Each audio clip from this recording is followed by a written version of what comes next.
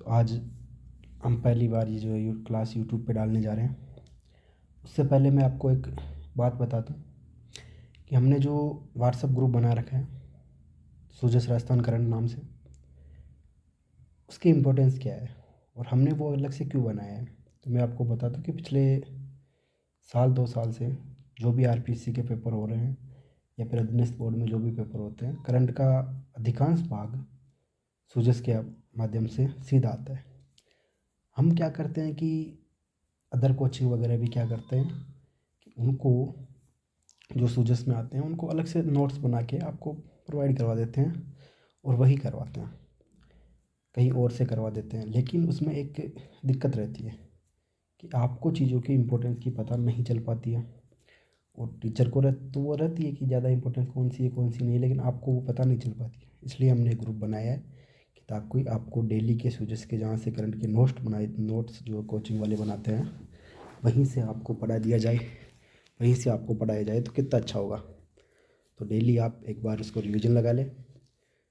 उसके बाद हम क्या करेंगे कि जैसे ही महीना कंप्लीट होगा उसके बाद में हम डेली के नोट्स बनाएंगे और उसको अगर फिर बाद में अगर आपको बताया जाए उसी नोट्स में से जिस पे आपने पढ़ा है महीने भर एक एक दो दो खबर करते हुए, उसी को महीने के एंड में आपको अच्छी तरह से नोट्स में रिटन हैंड राइटिंग नोट्स में अगर दे दिया जाए तो उससे अच्छा मुझे नहीं लगता कि उससे अच्छा आपको कोई याद हो पाएगा। और उसके बावजूद भी एक क्लास जैसे आज की क्लास होगी उसी तरह मैं एक एक क्लास एक एक करंट की आपको एक एक महीने की रिकॉर्डेड करके डाल दूँगा। हमारा टारगेट बता दूँ मैं कि हमारा टारगेट मेन आपके सेकंड ग्रेड एग्ज़ाम जुलाई में जो होने वाला है वो रहेगा।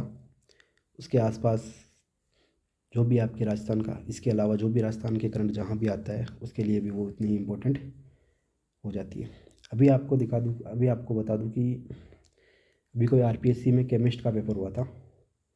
उस पेपर में 4 क्वेश्चन राजस्थान करंट से पूछे गए थे दिसंबर वाले में से, और उन 4 क्वेश्चन में से 3 क्वेश्चन उस पार्ट में से थे जिस पार्ट में हमने वहाँ इम्पोर्टेंट लगाया हुआ है। क्योंकि वो पता चलता है, इससे सूजस से पता चलता है कि इम्पोर्टेंट कहाँ से होगा चीज़ और कौन सी चीज़ ज़्यादा इम्पोर्टेंट है। तो इसलिए ये मैटर आपके लिए पर्याप्त है। और अभी क्योंकि हम सेकंड ग्रेड को टारगेट लेकर चल रहे हैं तो सेकंड ग्रेड के अंदर इंडियन इकोनॉमी का बहुत महत्वपूर्ण योगदान है। क्योंकि जिस हिसाब से आरपीएससी पिछले कुछ समय से क्वेश्चन पूछने लग गई है, अब वो बेसिक इकोनॉमी से या बेसिक चीज़ों से क्वेश्चन नहीं पूछ रही है। इंडियन इकोनॉमी या राजस्थान इकोनॉमी अगर सिलेबस में है तो वो सीधा इकोनॉमी सर्वे से और बजट से क्वेश्चन उठा रही है। तो हमें वो चीज़ पढ़नी पड़ेगी और देखते हैं। हालांकि पिछली बार भी मैंने इंडियन इकोनॉमी करवाई थी और जिसको करवाई थी उन्हें अच्छे से याद भी है, अच्छा पेपर भी लास्ट तक दिया था। मेन इकोनॉमिक्स की दिक्कत ये होती है कि आपको चीज़ें उपलब्ध सब भी करवा देते हैं। उपलब्ध तो आपको कहीं पर भी मिल जाएगी, कोई भी आपको उपलब्ध करवा देता है। डेटा उपलब्ध करवा देने में किसी की वो नहीं है कि कोई भी उपलब्ध करवा देगा। इससे अच्छा डेटा भी आपको मिल जाएगा, इससे ज़्यादा डेटा आपको मिल जाएगा, लेकिन बात ये है कि आपको याद कितना है।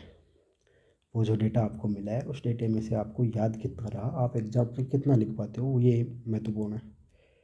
और मैं आपको ये कह सकता हूँ, ये मैं आपको विश्वास के साथ कह सकता हूँ कि ये जो क्लास होगी उसमें जो डेटा है और उसमें जो डेटा एग्ज़ाम में जो आएगा वो आपको कम से कम 90% याद होगा, होगा ही होगा।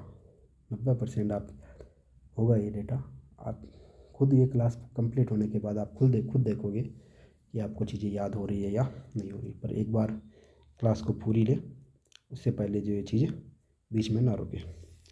तो हम शुरू करते हैं आज का हमारा चैप्टर कृषि क्षेत्र। तो कृषि क्षेत्र की अगर बात करें तो आपकी जो देश का कुल कार्यबल है, अगर इस देश में 100 लोग अगर कहीं कर काम करते हैं तो उसमें से कितने लोग कृषि में काम करते हैं, तो वो हम देखते हैं। वो आपके 46% डेटा को बताता है। तो कृषि क्षेत्र में कुल देश के कार्यबल का कितना प्रतिशत है? 46%। 46% लोग ऐसे हैं जो कि कृषि के अंदर काम कर रहे हैं, बाकी अदर सेक्टर में काम कर रहे हैं। मतलब रोजगार का बहुत बड़ा क्षेत्र है कृषि क्षेत्र। अकेला 46% लोगों को रोज़गार देता है। अगर हम इकोनॉमी में हमारा हिस्सा देखें कि राष्ट्रीय आय में कितना है, तो रोज़गार में तो हम लगभग आधे के आसपास हैं। लेकिन जब हम बात करते हैं कि हमारी राष्ट्रीय आय में अगर एग्रीकल्चर या कृषि का हिस्सा अगर बात करें तो उसमें हम पिछड़े हुए हैं। और राष्ट्रीय आय में कृषि का जो और संबंध गतिविधियों का जो क्षेत्र है, वो मतलब हिस्सा है, वो अभी 5वां हिस्सा है। तो लगभग 20% के आसपास है। तो 5वां हिस्सा जो है वो एग्रीकल्चर में है। इसके बाद हम देखते हैं कि एग्रीकल्चर की ग्रोथ क्या हुई, किस तरह से जो है वो चीज़ें चलती है। इसके बाद में पिछले 5 सालों की अगर देखते हैं और पिछले 10 सालों की अगर बात करते हैं, तो पिछले 5 सालों में औसत जो एग्रीकल्चर की वृद्धि दर है वो 4.45% रही है, यानी कि 4.45% बोल सकते हो। हालांकि ऐसे बोल तो नहीं सकते, पर फिर भी 4.45% आपके पिछले 5 वर्षों के दौरान स्थिर मूल्य पर कृषि और संबंधित क्षेत्र की ओर से क्या रही है, वार्षिक वृद्धि रही है। पिछले 10 सालों की बात करते हो, दशकीय वृद्धि की बात करें तो अगर दशकीय वृद्धि की बात करें तो भी यही सेम है, 5 वर्ष की वृद्धि के समान ही आपकी 10 वर्ष की वृद्धि भी रही है। तो 10 वर्ष की वृद्धि भी आपकी 4.45%। दशकीय वृद्धि हम 2016 से 2025 के बीच की ले रहे हैं। कौन से दशक से? तो आज के 10 साल पहले से लेकर ले, तो यानी कि 2016 से 2025 की वृद्धि 4.45% और पिछले 5 साल की वृद्धि भी 4.45% रही है।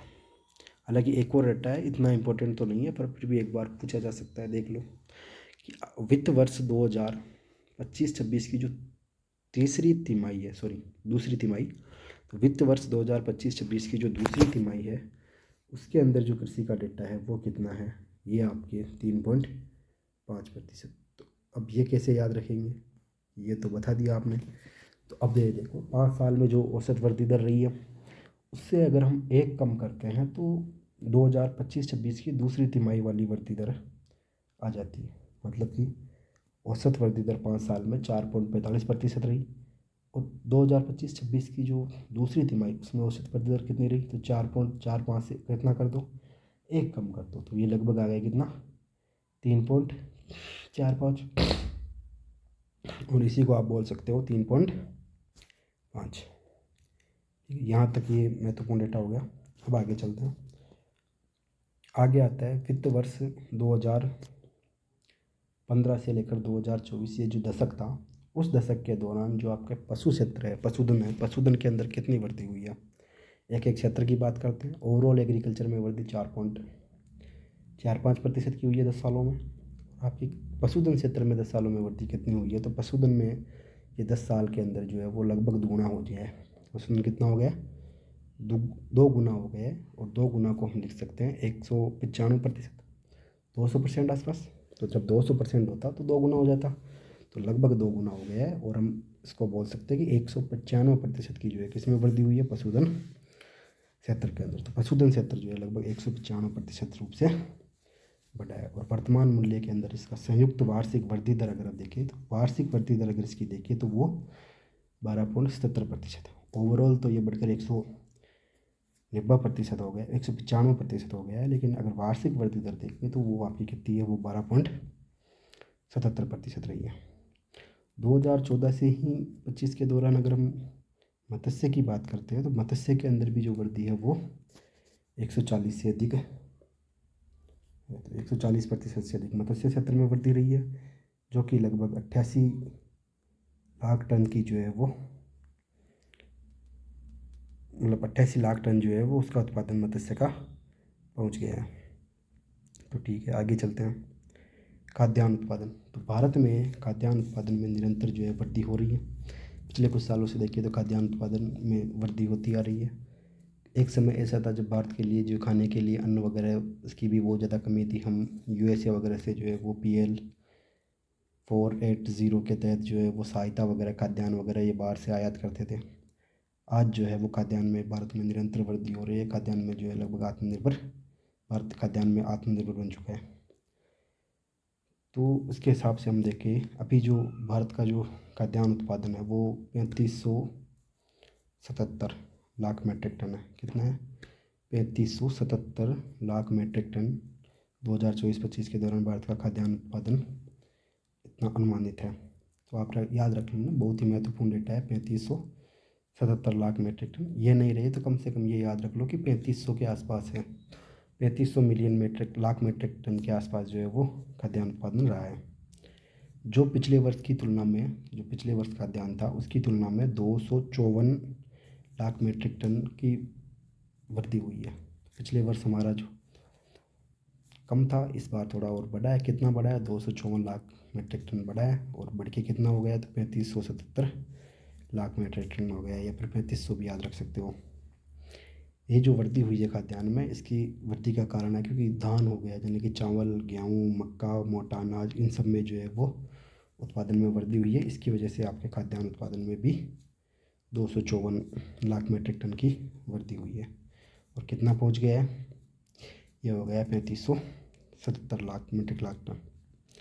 ये क्या है कि थोड़ा डेटा है, थोड़ा बार बार पढ़ना पड़ेगा, हालांकि आपको लास्ट तक आपको याद हो जाएगी चीज़ें। अब हम देखते हैं अगला क्षेत्र, बागवानी क्षेत्र के डाटा। तो बागवानी क्षेत्र के डाटा की बात करते हैं तो ये बागवानी क्षेत्र जो कृषि जीवीए का लगभग 33% है। ओवरऑल जो कृषि है उस कृषि के अंदर जो बागवानी क्षेत्र की बात करते हैं तो कृषि के अंदर बागवानी का जीवीए कितना हो गया? 33% जो है वो हो गया। अच्छा, बागवानी होता क्या है? पहली बात तो बागवानी जो है, बागवानी क्षेत्र उसको बोलते हैं जिसके अंदर आपके फलों की खेती आ जाती है, फूलों की खेती आ जाती है, या फिर हम बात करें तो सब्जियों वगैरह की, प्याज वगैरह जो एक्स्ट्रा चीज़ें होती हैं उनकी खेती जब आती है उन्हें बागवानी क्षेत्र जो है वो कहा जाता है। तो और बागवानी क्षेत्र का कृषि जीवीए में 33% हिस्सा है। अगर उत्पादन की बात करें तो बागवानी क्षेत्र का दो डेटा दिया गया है। एक डेटा दिया गया 2024-25 वित्त वर्ष के दौरान। इसके दौरान जो है बागवानी उत्पादन 362 मिलियन टन पहुंचा। कितना पहुंचा? 362 मिलियन टन। कब से कब तक? 2024-25 के डेटा के अनुसार। हालांकि एक डेटा और इसमें दे रखा है और वो है कि अगस्त 2025 तक। कब तक? अगस्त 2025 तक जो बागवानी उत्पादन है वो 368 सड़सठ अड़सठ लगभग एक ही, 367.72 या 368 बोल सकते हो आप सीधे सीधे। 367 मिलियन टन जो है वो पहुंच गया। बागवानी में पता है आपको क्या आते हैं? तो फूल वगैरह। तो बागवानी में भी सबसे ज़्यादा योगदान किसका है? तो वो आपके फलों का है। ये लगभग फलों का 114 मिलियन टन उत्पादन हुआ है। सब्जियों की बात करें तो 200 सॉरी गलत बोल दिया आपने, फलों से ज़्यादा सब्जियों का उत्पादन बागवानी के अंदर हुआ है। तो बागवानी में टॉप पे कौन है? तो सब्जियों का उत्पादन बागवानी में टॉप है। 19 मिलियन टन जो है बागवानी का उत्पादन हुआ है। और फलों का उत्पादन जो है वो 114 मिलियन टन रहा है।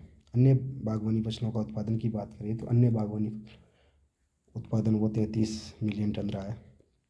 इसके अतिरिक्त जो भी देश, जो भारत देश है उसके अंदर आपकी सूखी प्याज की बात करें तो प्याज है, वो प्याज विश्व में सबसे ज़्यादा खांदा है। कांदा भारत वाले खाते हैं भाई। आप देख लो, सब्जी में कांदा, यहाँ तक कि पानी पतासे में आप कांदा खा रहे हो। इसके अलावा कहीं पे भी जाओ आप, प्याज तो आपको खाते हैं। इसलिए जब प्याज महंगा हो जाता है तो बहुत ज़्यादा दिक्कत हो जाती है। प्याज हो गया, टमाटर हो गया, ये महंगी होती है तो बहुत ज़्यादा दिक्कत होती है। बाकी अदर सब्जी महंगी, फली वगैरह महंगी हो गई, दूसरी सब्जियाँ महंगी हो गई तो इसमें इतना फ़र्क नहीं पड़ता, पर प्याज का बहुत ज़्यादा फ़र्क पड़ता है। इसलिए जब प्याज महंगा होता है तो हाहाकार मच जाता है। ये प्याज बहुत ज़्यादा खाते हैं भारत के अंदर। तो भारत में प्याज का जो है सबसे बड़ा जो है उत्पादक है और उपभोक्ता भी है, खाता भी बहुत है। तो सबसे बड़ा उत्पादक जो है विश्व का प्याज में कौन है? तो विश्व में प्याज का सबसे बड़ा उत्पादक भारत है, जो कि वैश्विक प्याज का लगभग 25% है। कितना? 25%।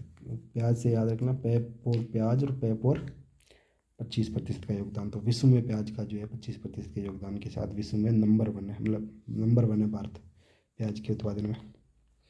इसके अलावा अगर बागवानी में बात करते हैं, प्याज के अलावा जो सब्जियां, फल और आलू है, इसमें देश में दूसरा स्थान है। सब्जियां, फल और आलू में देश में दूसरा स्थान है। तो कैसे याद रहेगा किन किन में है? तो आलू की सब्जी और फल, इसमें आलू की सब्जी और फल में दूसरा है, प्याज में पहला है। पैप और प्याज, पैप और पैलर, पैप और 25%। पैप और प्याज, पैप और पहला, पैप और 25%। तो पैप और प्याज में पैप और पहला है और पैप और 25% का योगदान देता है। अच्छा, सब्जी, आलू की सब्जी, आलू की आलू की सब्जी और फल। तो आलू की सब्जी और फल में कौन सा योगदान है? दूसरा स्थान है। तो आलू की सब्जी और फल में दूसरा स्थान है। आगे बढ़ते हैं। अच्छा, इनमें योगदान की बात करें तो वैसे तो आपको इतना पूछने की, याद रखने की ज़रूरत नहीं है, लेकिन दूसरे स्थान में आलू की फल सब्जी और फल में आपको ये याद रह जाएगा, क्योंकि जो प्याज में 25% का योगदान था उसका आधा कर लो। तो 25 का आधा कितना होता है? लगभग 12.5। तो हम बोल सकते हैं कि 12 से 13% जो है वो आपके सब्जी और आलू का जो हिस्सा है प्रत्येक का जो श्रेणी में वैश्विक उत्पादन का लगभग इतना है, 13%। इसके बाद एक और डेटा महत्वपूर्ण है। कुल जो सकल सिंचित क्षेत्र है, कुल जो क्षेत्र है आपका, जो जिसमें एग्रीकल्चर होती है, यानी कि जो कृषि होती है, आप फसल बोते हो, तो कुल बोए गए क्षेत्र में कितना प्रतिशत क्षेत्र ऐसा है जिसमें सिंचाई होती है? इसका कहने का मतलब ये है कि कुल जैसे कि 125 क्षेत्र आपके एग्रीकल्चर का है, उसमें आप फसल बोते हो, तो उसमें कितना प्रतिशत में आप सिंचाई कर पाते हो? तो वो डेटा है कि आपके सिंचित क्षेत्र का लगभग सकल बोए गए क्षेत्र में हिस्सा, ये वर्ष 2022-23 के डेटा के हिसाब से है, ये हिस्सा आपका 55.8% है। कितना है? 55.8%। यानी कि अगर आप 100 बीघा ज़मीन बोते हो तो 100 बीघा में से आप 55 बीघा ज़मीन के अंदर आपके पास सिंचाई की सुविधा उपलब्ध है। और जैसे जैसे समय बीतता जा रहा है वैसे वैसे सिंचाई की सुविधा बढ़ती जा रही है, कम होती जा रही है? बढ़ती जा रही है। तो जैसे जैसे समय बीत रहा है वैसे वैसे सिंचाई की सुविधा बढ़ती जा रही है, क्योंकि नए नए बांध बना रहे हैं, एनीकट खोद रहे हैं, वो चीज़ें, तो धीरे धीरे सिंचाई का एरिया बढ़ता जा रहा है। ये हम एक डेटा से समझ सकते हैं कि 2001 से 2 के बीच में हमारे लिए जो सिंचाई का जो योगदान था इसके अंदर सिंचित क्षेत्र का, वो लगभग 40% के आसपास था। तो आज वो डेटा बढ़कर जो है 2022-23 में कितना हो गया है? 55% हो गया है। तो सिंचित क्षेत्र में बोए गए क्षेत्रफल का योगदान धीरे धीरे बढ़ रहा है, तो ये याद रखना। अब एक रिपोर्ट है, कृषि लागत और मूल्य आयोग। तो भारत के अंदर जो एमएसपी वगैरह है उनका निर्धारण करता है और की घोषणा वगैरह जो करता है, उसके लिए एक आयोग बनाया हुआ है, कृषि लागत और मूल्य आयोग। उसकी रिपोर्ट थी, उस रिपोर्ट के अनुसार जो प्रमुख खाद्यान्न उत्पादक राज्यों में प्रति हेक्टेयर उपज जो है वो औसत से कम हुई है। तो पिछले सालों जितनी उत्पादन होता था उससे थोड़ा कम उत्पादन जो है प्रति हेक्टेयर, 1 हेक्टेयर में जो है उत्पादकता जो है वो कम हुई है। उत्पादन को हम उत्पादकता बोलते हैं। तो ये उत्पादकता जो है कुछ कम हुई है। तो ये कौन से राज्यों में हुई है? तो जहाँ पे धान उत्पादन ज़्यादा होता है, इधर ये लगभग पूर्वी राज्य सारे ले लो आप, जैसे कि ये ले लो इधर आप, पश्चिमी बंगाल, उड़ीसा, तेलंगाना, आंध्र प्रदेश, तमिलनाडु, यूपी। क्या हुआ है? कम हुआ है। हालांकि इतनी इम्पोर्टेंट नहीं है, लेकिन फिर भी एक बार ध्यान रखना। अब ये आपकी कृषि का महत्वपूर्ण डेटा यहाँ पर कंप्लीट हो जाता है। अब बचती है योजनाएं। तो योजनाएं हम अभी देखते हैं।